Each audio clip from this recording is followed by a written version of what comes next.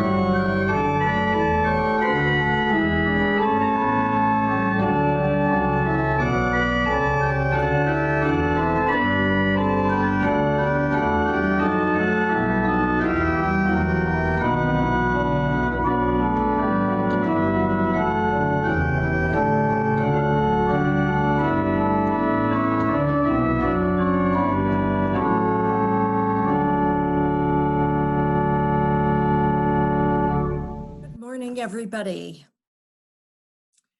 Our opening words come this morning from the writings of Václav Havel, who served as the president of Poland during a pivotal time in its history. And around 1993, he wrote these words: "Hope is an orientation of the spirit, an orientation of the heart. It transcends the world that is immediately experienced and is anchored somewhere beyond its horizons. Hope in this deep and powerful sense is not the same as joy that things are going well or willingness to invest in enterprises that are obviously headed for early success, but rather an ability to work for something because it is good, not because it stands a chance to succeed." Good morning, everybody. So since I can't be there with you, I can't hear you, you're all muted. Scream good morning at the screen. Good morning. There. So one of the other things, I looked out my front door this morning and I realized that the lilacs in my front yard are finally appearing. They're starting to bloom. They'll probably be blooming in about a week from now. And you know, I think to me, that's a great deal of hope. All this green that's coming out. I don't have allergies, so I feel very good about it. So I want to connect all of us this morning. And one of the ways I want to do this is take your hand, bring it up in front of you toward the screen, and reach out close, bring the hand close, and everybody feel that. Come on, everybody, do it. There you go. There you go. So feel that love coming through the screen at you. So welcome to First Parish on this gray morning, and we're so glad that you could be here, each and every one of you, especially during this time. We all need these moments together. They're very special. And so I have some announcements for you, because First Parish never stops. It keeps going, it's busy, and the easiest announcement of all is, if you want to know what's coming up this week, make sure you go to the parish website, www.uubedford.org, and there's a whole list of our regular events that are happening throughout the week, as well as how to connect with them, what time they're happening, who's leading them. A special announcement that this coming week, Janet Welby is starting her senior youth choir on Thursday afternoons. She's been doing a sing-along on Friday afternoons, but now she's also going to do a Thursday afternoon meeting with the senior youth choir. A couple of other announcements. Our annual Wisdom Tea is going to happen this afternoon at the proper high tea time of 4 p.m. Remember that, 4 p.m. And unlike previous years, absolutely everybody who's hearing my voice say this is invited to come to the Wisdom Tea at 4 p.m. today. Bring your own cup of tea and a favorite First Parish memory to share. The Zoom link was sent by email and may also be found in the calendar at our website. Again, at www.uubedford.org. Also, COVID-19 testing is going to continue this coming Tuesday from 10:30 to 2:30, up to a limit of 60 tests. Due to weather concerns, testing will happen in the front vestibule, aka the narthex, though a tent will also be on the lawn to test those for whom the front steps are a barrier. All are welcome to be tested, regardless of town, affiliation, or ability to pay. There are no walk-ins, and everyone must register online with a cutoff of noon tomorrow on Monday. Register at www.bedfordresearch.org/product/First Parish. I'll put that in the chat in case you all didn't remember all of that. We can expect Tuesday testings to continue for the next 3 to 4 weeks. Also, as of yesterday around noon, we have only received about 50% of what we need for next year's budget. You have until next Saturday, May 2nd, to respond to that email that was sent out. I know this is a very, very difficult time, but if you want to talk about hope, that's what this congregation brings to all of us. And so let's share that hope, and let's be supportive of that hope, and let's hope that we will make our goal for the next fiscal year. Please make sure you get those pledges in, because that is what is most important to us to help us set up what the budget will be for next year. So I think that's all the announcements. And now we're going to go into the unison affirmation. So the words will be on the screen, and everyone either sit or stand as you are able. And I'll have Annie open all your mics, and let's read this together. Hold on. There you go. Here we go. Love is the spirit of this church, and service is its law. This is our great covenant, to dwell together in peace, to seek the truth in love, and to help one another.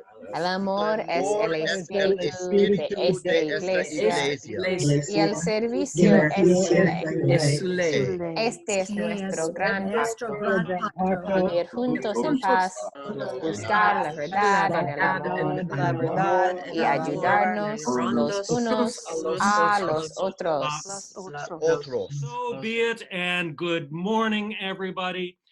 This morning, we are initiating a new series we call We Are One Around the World, at which we are going to be welcoming international friends to our service. We have with us this morning, we're so excited, we have Carlisle Pyra, who is in the Philippines, associated with the UU Church of the Philippines on the island of Negros and Dumaguete City.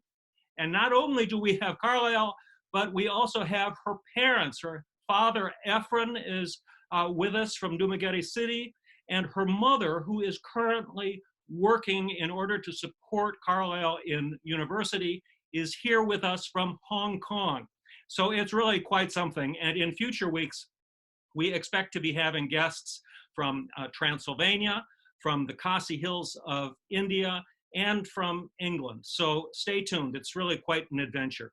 Our relationship with Carlisle goes back several years, and our church school has been supporting her through school and high school. She's just recently graduated, and so in a few minutes, we'll have a chance to congratulate her on graduation and her plans to continue to college and to graduate school.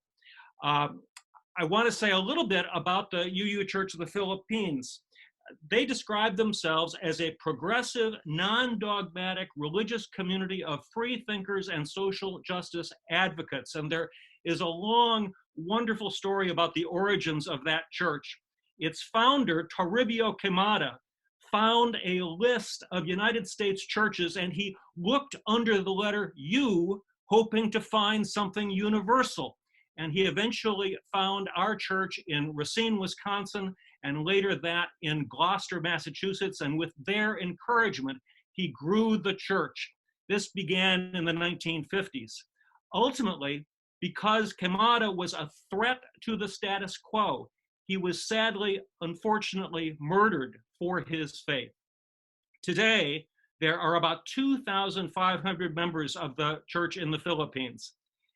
The church supports the human rights and sexual rights of LGBTIQA folks and ordained its first out lesbian minister, the Reverend Tet Gallardo, from Manila in 2013. And because they practice freedom of belief, it has ordained ministers who practice faith healing, animism, paganism, and Wiccan practices. The UUCP ordains women and is led by many women in various roles. Reverend Rebecca Queimada Sienas is the longest running president of the UU Church of the Philippines. And I love the way this is described on their website. It says that Reverend Rebecca has survived the male challengers over 2 decades. Our parishioner, Kathy Cordes, when she was the executive director of the UU Partner Church Council, visited the Philippines and met Carlisle and her family. But now, today, we have the opportunity of greeting her as well. And so with no further ado, we are going to be welcomed into Carlisle's bedroom. Hello and kamusta? I am Carlisle Pierre from the Philippines, and I am sending my love to everyone in the First Parish of Bedford. I'm in my bedroom right now. I am currently under house arrest, and no, I have not done something bad or broke any law to be in this situation, but it's because of the coronavirus. According to the World Health Organization, COVID-19 or the coronavirus disease is an infectious disease caused by a newly discovered coronavirus. Fun fact, it is called the coronavirus because of its external structure that features little crown-like spikes. Anyway, the virus spreads through droplets of saliva or nose discharges when an infected person coughs or sneezes. Thus, respiratory etiquette must be practiced. Along with this, the Philippine government puts our country under strict quarantine to stop the spread of the virus, and violators will be arrested. In our country, there is 6,087 COVID-19 cases as of April 18. There is also 518 recoveries, thanks to the medical frontliners who made it all possible. Our city has 0 active COVID-19 case now, but community quarantine still continues. Our city government has given relief goods to every family and 1 quarantine pass that indicates the time and day people are allowed to go out, buy food, and other necessities. Students and senior citizens are under 24-hour curfew because we are at high risk of the virus. That's why I'm stuck in my house for almost a month now. I don't do much. I mostly sleep, read, practice my drums, use my phone, eat, and more eating. Basically, I eat a lot, and that is something to be grateful for. Many Filipino workers are under the no work, no pay policy, and the quarantine doesn't help them, so they solely depend on the government. However, some LGUs fail to give relief goods because they say they don't have the budget or something like that, making these workers violate the quarantine. As these workers would say, they won't die because of the virus, they will die because of hunger. Thankfully, there are some who donated food, but it's still not enough for these workers' daily consumption. Hopefully, the government will immediately act on this. This is also a sad time for us students because of the postponement of our graduation rites. It's sad, but given the situation, it's better to be safe. I'm actually an upcoming first-year college student, and I'll take up accountancy at Salaman University. Hopefully, after graduating and passing the CPA licensure exam, I will take up law. Fingers crossed for me. But I know I will have the dedication to achieve it because of the support of my loved ones, including everyone in the First Parish of Bedford who has been with me ever since I was in elementary up until now. Thank you very much for supporting me in reaching my dreams, and I owe everything that I achieved and will achieve to all of you. That ends my short video, and I hope you enjoyed watching it as much as I enjoyed filming it. So take care everyone, and I hope to see you all soon. Bye! Wow. Isn't that wonderful? You have set the bar way too high for us, Carlisle. You know, the future people who join us are not going to be able to match what you have just done. So thank you so much for that. And because you're here, let's figure this out and unmute you so you can say hi in person in real time. Hello. Oh, there you are. Hi, everyone. How are you today, Carlisle? I'm good. I feel Yeah. good. Are you still eating a lot? Yes. But I'm starting to exercise now. Good. It's 10 o'clock at night for you, I think. So thank you for putting up with this and joining us here this morning. And let's unmute everybody so everybody can yell our congratulations and tell you what we think of you. Congratulations! Congratulations, Carlisle. Well done. Carlisle. Go, girl. You are awesome, Carlisle. We love you. Thanks so much, Carlisle. Way to go, Carlisle.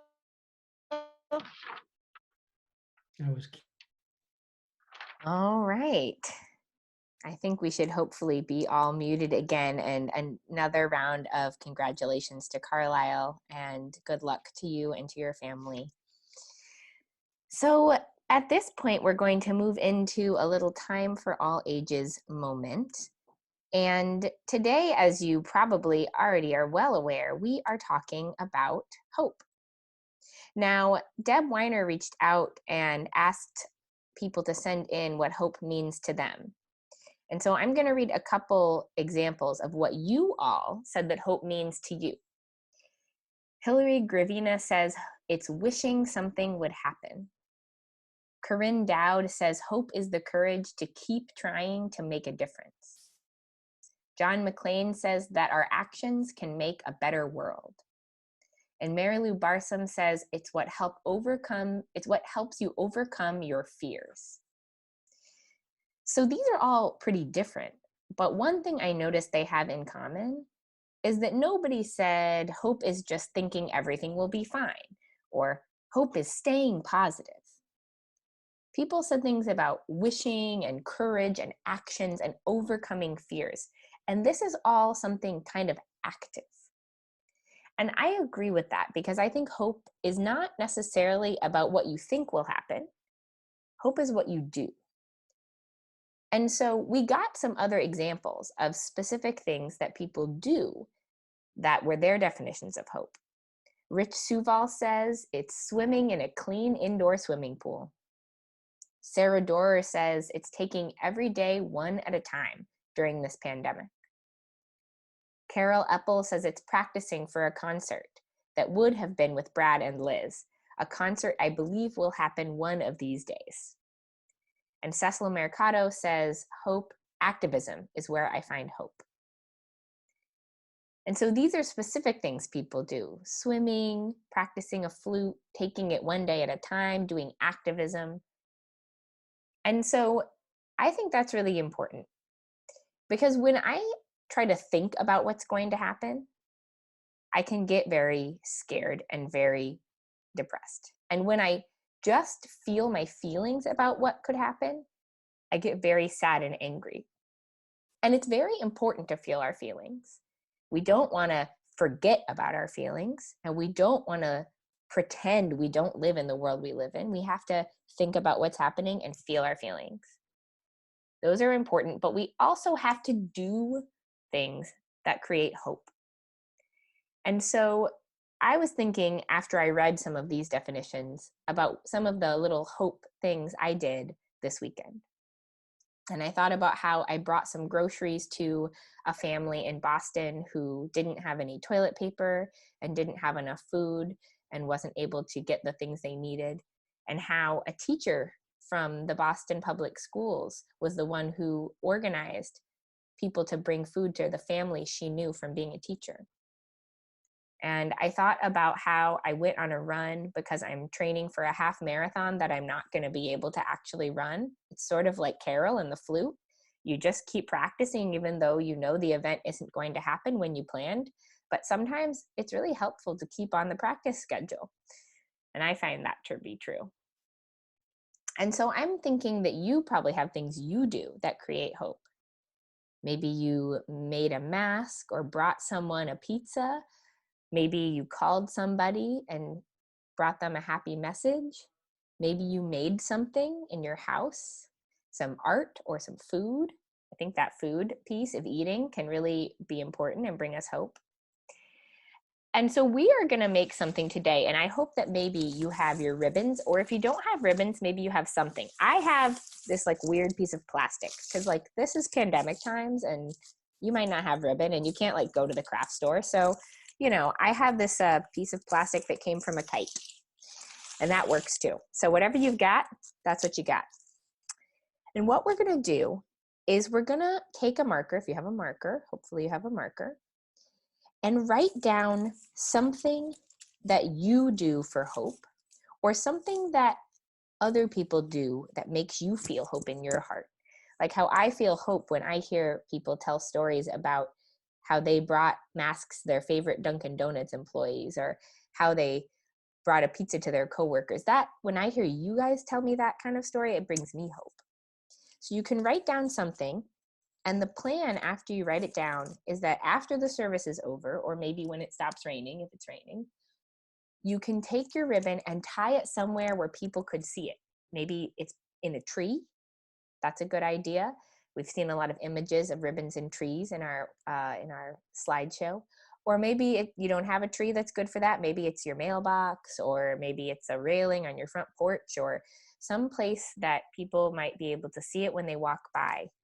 And it's just a little way of reminding ourselves and those around us that we can keep acting in hope, along with being realistic about the hard things and feeling our hard feelings. And so we'll take just a moment to write our ribbons. And I hope that when you're walking around Bedford, if you go for a walk later, if the weather clears up, you'll be able to see the ribbons of hope from the rest of the congregation. And while we're writing our ribbons, I think we're going to hear a song, and Deb is going to tell us a little bit about that. We are.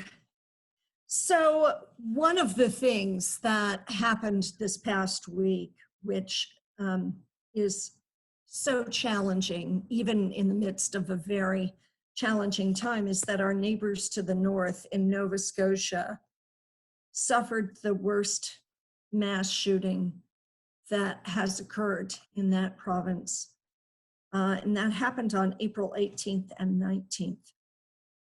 There's a song that was written by a Nova Scotia composer some years ago called "We Rise Again" by Leon Dubinsky. And it is a beloved anthem of hope. And there is a group of women physicians called Voices Rock Canada, who have sung together for some time and who sang in isolation and recorded this piece in tribute to medical caregivers.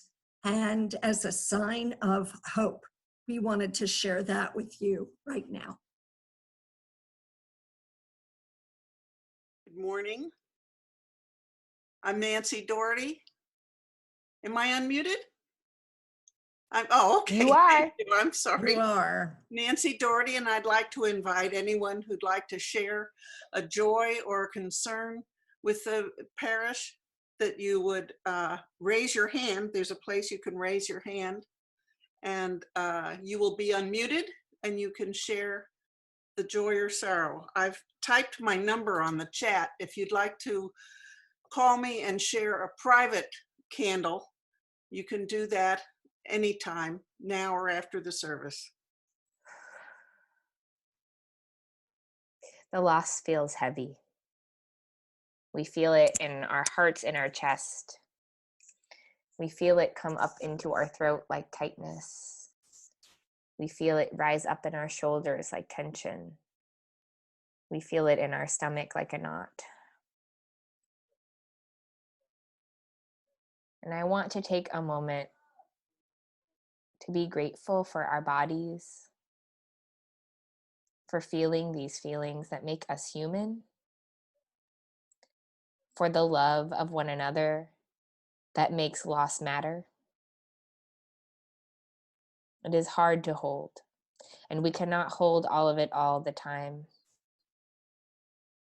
But I am grateful that we have bodies and hearts and minds that feel loss and that love one another.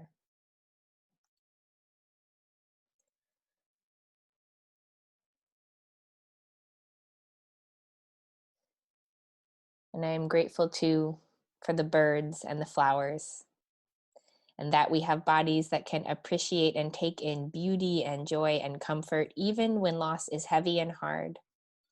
That we can feel gratitude for a mask, for a flower, for a bird. It is a beautiful thing to be alive, even in the hardest times.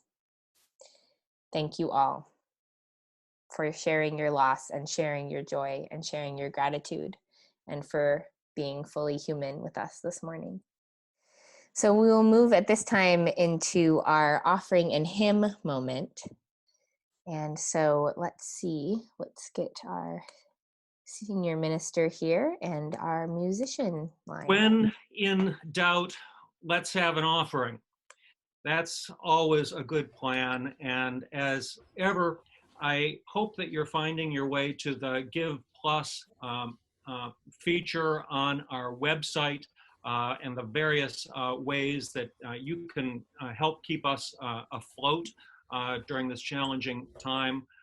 As Brad said, it's really important for you to look back for the stewardship email that you received so that we can complete our stewardship process as expeditiously as possible.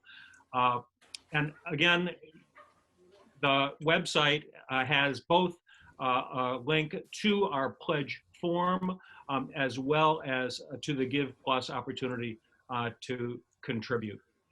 As ever, freely we have received, freely give. For the good work of this congregation within and far beyond our walls, our offering will now gratefully be received. Take it away, Dean. Okay. Take your speaker off.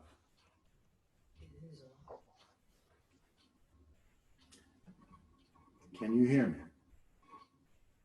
All right. We can. So this is what I do to keep myself hopeful. And this is a very hopeful text. This is We Would Be One, music by Jan Sibelius. Words by Samuel Anthony Wright.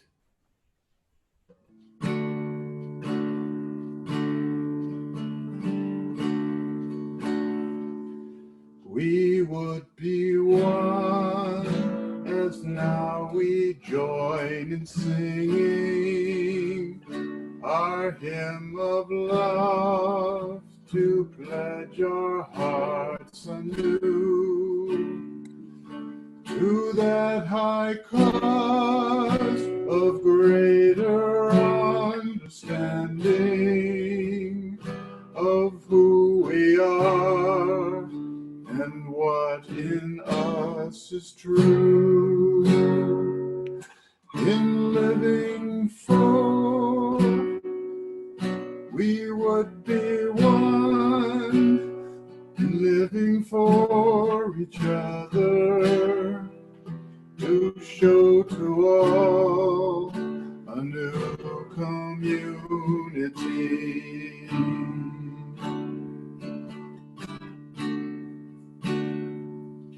We would be one in building for tomorrow,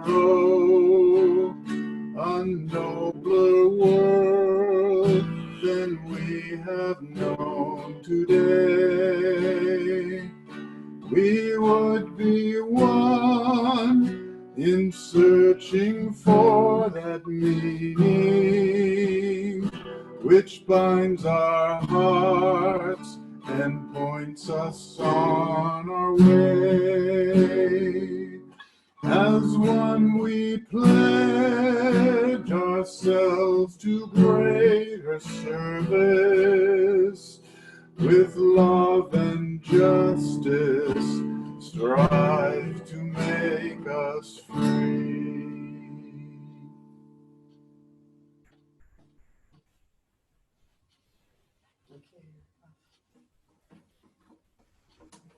When Dawn asked what impact has First Parish had on me, I really had to think about all the ways my life has improved since I joined First Parish. As way of background, I was raised a Unitarian from the age of 6. That is, until 1964, when my parents returned from the General Assembly in San Francisco. My mother told us we were no longer Unitarians. We were now UUs. I had completed the RE classes. I joined the LRY, that was the Liberal Religious Youth in high school, and I led the 3-year-olds in their classes on Sunday mornings. Nevertheless, after high school, I essentially left the church. I was into other aspects of my life in college and adulthood. However, every 10 years or so, I felt a longing to return to the church. I'd attend a service or two, then stop. It just didn't take. It was in the fall of 2006 that I longed to rejoin the church. I came to First Parish, and this time it took. I learned a few years later that the 3 legs of the church that attract members are community, spirituality, and social activism. I felt the need for all 3, but being a member of a community was number 1 for me. How could I feel part of this community? I was a bit overwhelmed at coffee hour, even though several people came up to talk to me. I read about circle suppers as a good way to get to meet people in a smaller setting, which goes much more to my personality. This was just what I needed. At the time, the Circle Supper program was in hiatus. With Sandy Bozanowski's help, I was able to restart it. It was something I could do without joining a committee. After a few suppers, I knew enough people to feel comfortable going into coffee hour. In the years that followed, I did join a committee. I participated in a small group ministry. I worked on a task force, and I did my part for serving coffee and ushering. All of this activity made me feel more a part of the First Parish community, which led to increasing my spirituality and social activism activities. In 2012, I was honored to be asked to join the parish board for the following year. I accepted, not aware of what was to come. I thought I knew just about everything going on at First Parish. Boy, was I wrong. I was amazed at the quantity of activities and the depth of the issues being addressed both inside and outside the church. The level of volunteerism was way beyond what I thought. It was a wonderful learning experience for me and made me want to further my growth in all 3 legs of church participation. One area I thought I could help was to make our financial and budget reporting more informative. This is the type of work I did in my career. It is not glamorous, but I felt I could make a contribution. At the same time, the current treasurer found we had a number of anomalies in our accounting system. I felt I was just the right person at the right time to straighten out these anomalies and then make some recommendations for report changes. The work took a bit more effort than I expected, but it was worth it. After the anomalies were corrected, I put my efforts into drafting some improved reports, especially for reviewing the budget process. I took them to the parish board. We had a good discussion on the budget after I explained the reports. After the meeting, Megan Lyons came up to me and said that for the first time, she finally understood the budget. Yes, I had accomplished my goal. The reason for telling you this story is that I believe we all have something to give to First Parish and that the rewards can be great. I admire so much those people who teach OWL, who can make beautiful music at services, who can deal with the issues of solar paneling, who reach out to others outside the church, who lie down to block pipelines. From their work, I am inspired to become more of the person I want to be. Your activism and love for this community has motivated me to want to continue to become more of the person that I want to be. Thank you for transforming my life. It is because of my love and admiration for you, the people in this community, that I pledge as much as I can. I want my personal growth to continue. I want the opportunities that I was given to be available to others. I want to help sustain the programs and work done here for now and into the future. Thank you. Thank you so much. I think we have some readings from our senior minister. Indeed, 2 readings on the nature of hope. And the first one comes from good old historian Howard Zinn. To be hopeful in bad times is not just foolishly romantic. It is based on the fact that human history is a history not only of cruelty, but also of compassion, sacrifice, courage, kindness. What we choose to emphasize in this complex history will determine our lives. If we see only the worst, it destroys our capacity to do something. If we remember those times and places, and there are so many, where people have behaved magnificently, this gives us the energy to act, and at least the possibility of sending this spinning top of a world in a different direction. And if we do act, in however small a way, we don't have to wait for some grand utopian future. The future is an infinite succession of presents, and to live now as we think human beings should live, in defiance of all that is bad around us, is itself a marvelous victory. And a second reading, and this is from the writings of our multi-talented member, Sharon McDonald. And this is titled A Prayer for the Dazed. And I think that that really pretty much includes all of us right now. A prayer for the dazed. And I also preface this saying that just this last week, I was contacted by someone from the Madison, Wisconsin Unitarian Society asking if I could put them in contact with Sharon, because this person in Madison had commissioned a composer to set Sharon's text into a song setting. And so, soon to be a major motion picture, we have A Prayer for the Dazed. For those whose check engine light just flashed, for those recently deposited trembly-legged from a roller coaster, for those who forgot their lines as they entered stage right, for those poised tensely like a deer in the headlights, for those badly jet-lagged who fumble for their passport, For those just awakening, not sure of their name. For those who sat near as a loved one died a good death. Oh God, we pray. Oh God, we pray.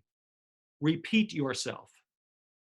Vouchsafe again and again the law of gravity. Reiterate that day follows night and crocuses follow icicles. Push the tides endlessly like a rocking cradle until we can recognize the rhythm of our own breath, until we can blink and regain our balance, until our hearts beat steadily again. Amen, and may it be so. A word about the interlude that we're about to hear.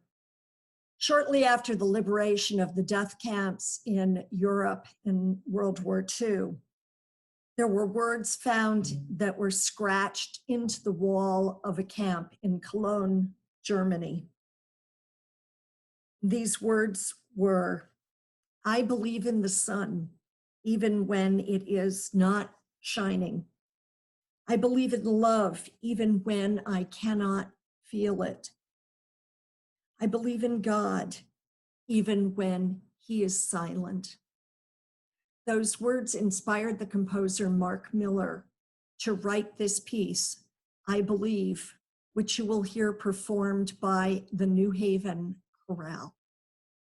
May it inspire us.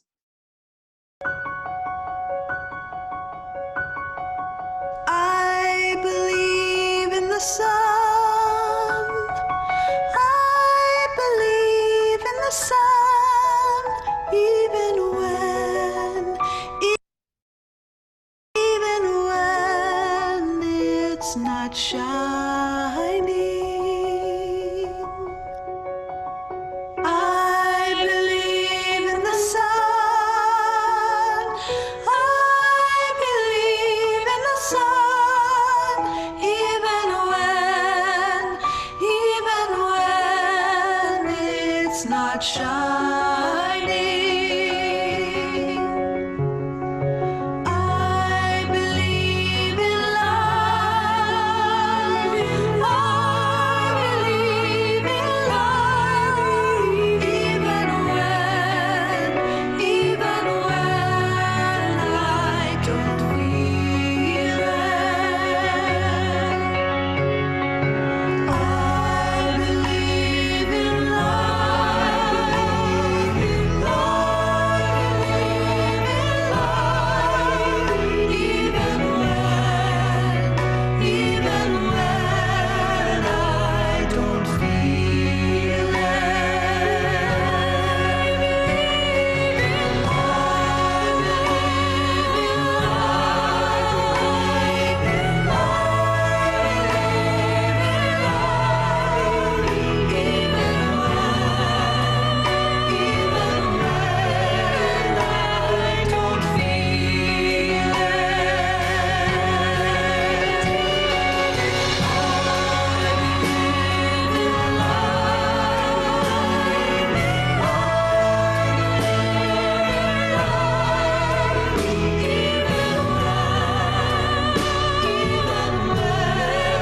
I don't feel it.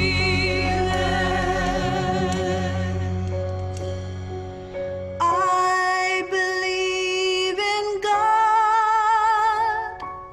I believe in God, even when God is silent.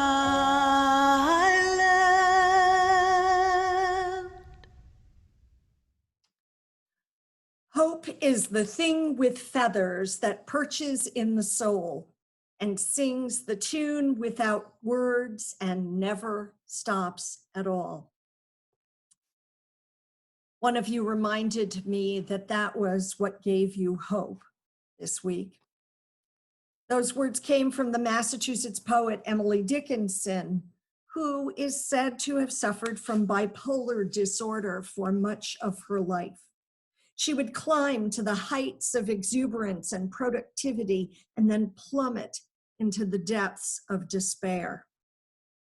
And now, here we are in this interesting time, as one might call it, recognizing the shift between the life we had and the lives that we're in now. Nothing feeling like it was, none of us knowing how it's going to end. There are feelings of fear, frustration, maybe desperation, and helplessness, all on the table. And here we have gathered, having been in virtual worship for 6 weeks or so, looking at hope and what it might mean for us. Now, many of you have shared your thoughts with us about what hope means to you, and we thank you for that. One of you wrote, "In the darkest heart yet abides an undying light." That is hope.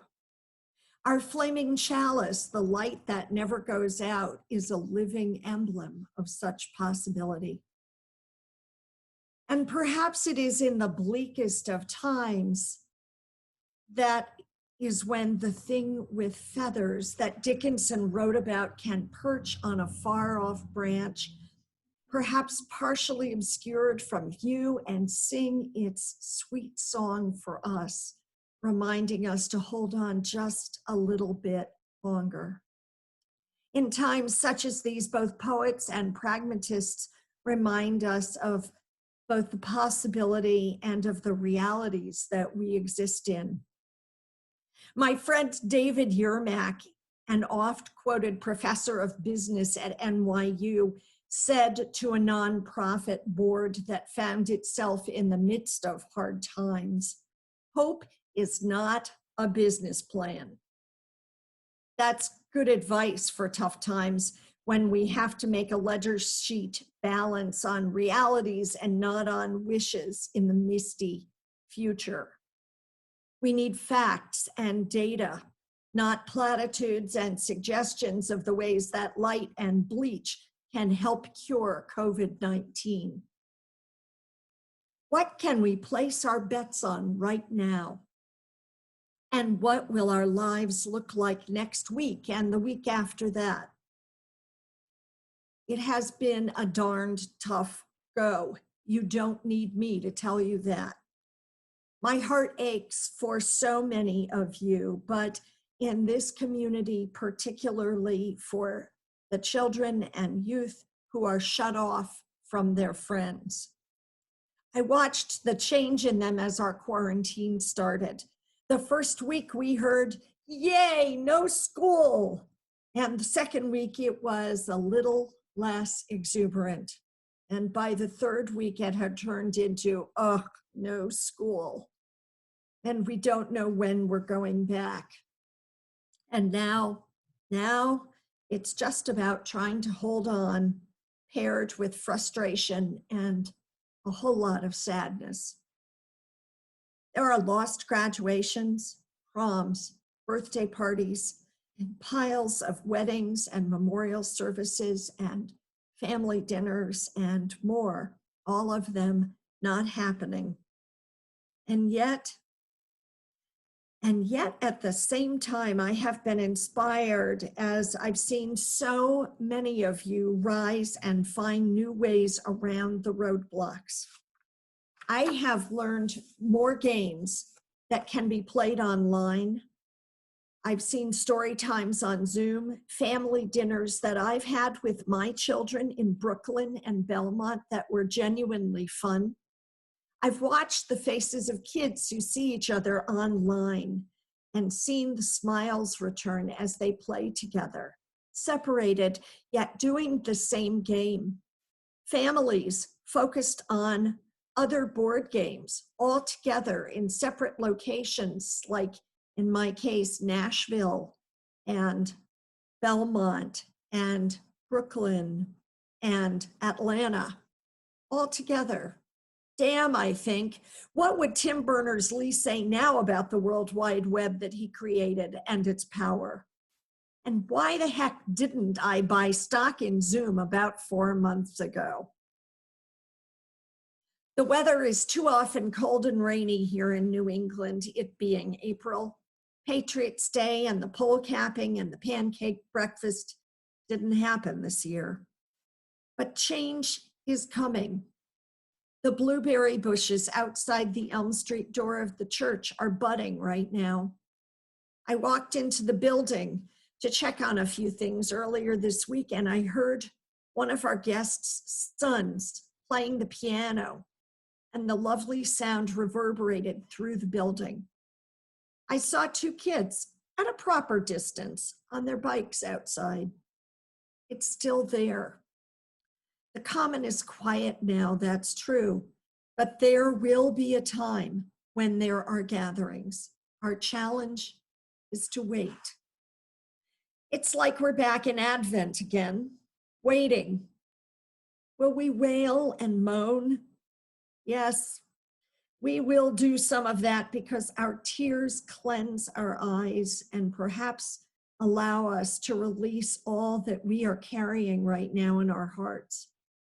And that is good for us to do. And we must name the many losses that have been suffered, knowing that there will be more to come. This is a hard time, and I suspect that pretty much all of us know someone or know of someone who has been sick or worse yet, has died. Yet, we look towards some shining possibility that things will change. The Psalms remind us that weeping may endure for a night, but joy comes in the morning. What we need is to get there. There is this possibility as the flowers bloom that provided we continue to take care to keep these distances, to be smart and not selfish, there will be times of face-to-face connection again. We must pause. Yes, in time, I believe there will be a vaccine. We will find new ways to connect. We will have agile ways of adapting when we need to shut down and flatten the curve again, and times of celebration too. The waiting will end. Much will have been lost, but hope for better days ahead will lead us on. Life, as composer Jason Shelton reminds us, calls us on to greatness as yet unknown, to possibility if we can endure the present. This is a time, as Reverend Marlene Walker has said, to remember as a faith community the connection between what once was and what yet shall be. It was that connection which led me back to Alfred Lord Tennyson's epic poem Ulysses, sharing the wise words of loss and possibility from the perspective of the once great hero. I had studied the poem in college and was struck by how much it related to our present situation. Tennyson wrote, "It may be that the gulfs will wash us down. It may be we shall touch the happy isles and see the great Achilles whom we knew. Though much is taken, much abides. And though we are not now the strength which in old days moved earth and heaven, that which we are, one equal temper of heroic hearts, made weak by time and fate, but strong in will to strive, to seek, to find, and not to yield. Friends, we are bowed and humbled, but we are not broken. And for those who are not broken, hope does live. May it be so in each of us as well. And amen.